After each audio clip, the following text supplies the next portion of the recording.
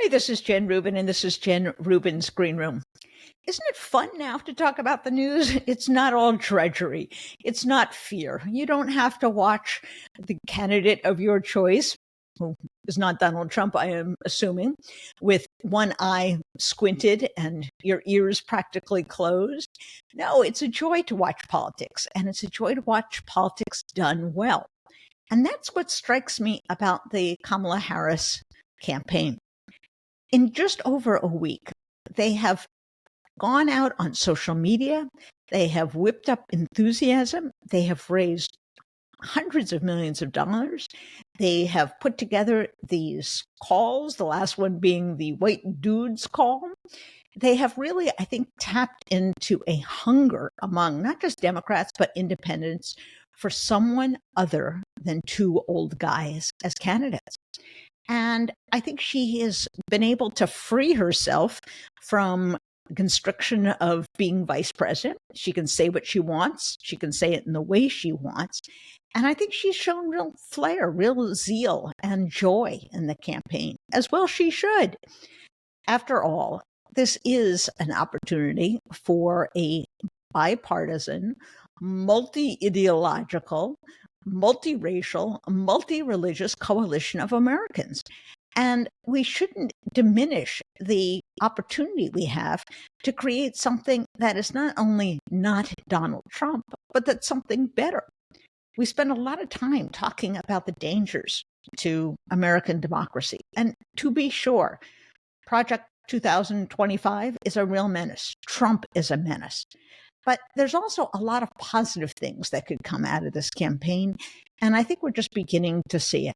We're seeing a very positive affirmation of freedom as a critical theme for Democrats. It's a theme that Republicans have absconded with for years.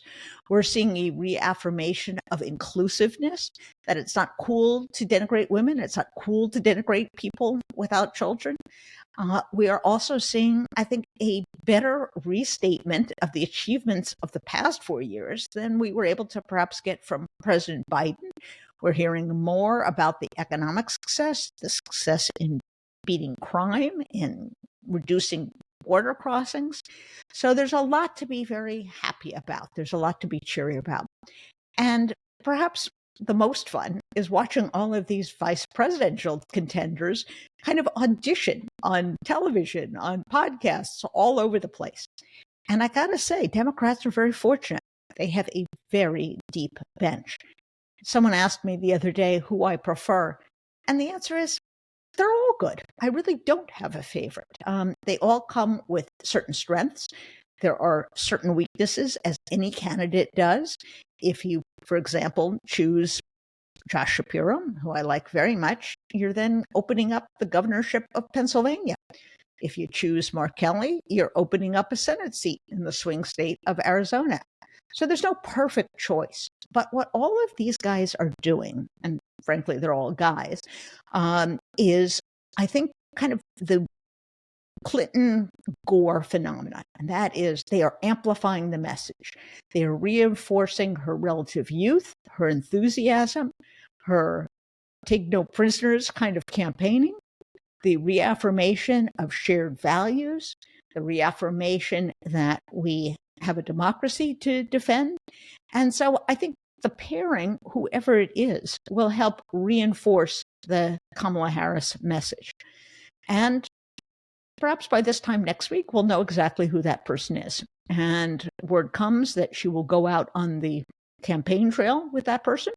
And that in turn will, I think, lead to another burst of excitement. Now, in the meantime, President Biden unveiled his Supreme Court reform package. This is something many of us had been begging him to do for a few years. So in this case, it really is better late than never. We do need a constitutional amendment given the Supreme Court that says, no, the president does have to obey the law. We thought that was self-evident, but perhaps we do need a constitutional amendment.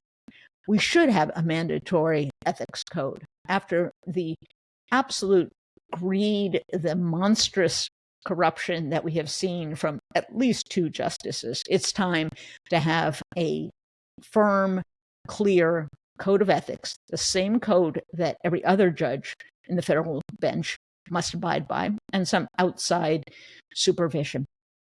And lastly, it's more than time to have term limits.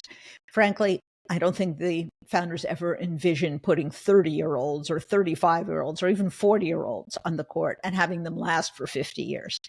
The dead weight of history is sometimes just too much. And I think if we have term limits and they are equally distributed over every president's term, we frankly will not have this phenomenon of a hyper-ideological appointment process and then confirmation process. The stakes will perhaps be lowered. So that's a positive thing. Kamala Harris has embraced that. And again, we have the promise perhaps of a presidency that is not mired in corruption, but that has the potential for reform and improvement of our democracy. Boy, wouldn't that be something? Well, as always, I thank you for joining us. Please tell your friends they can listen, follow on YouTube, on Apple Podcasts, on Spotify, wherever they get their podcasts. Just click right there. And remember, tell me what you think. Want to hear from you. Questions and comments. See you next time. Bye-bye.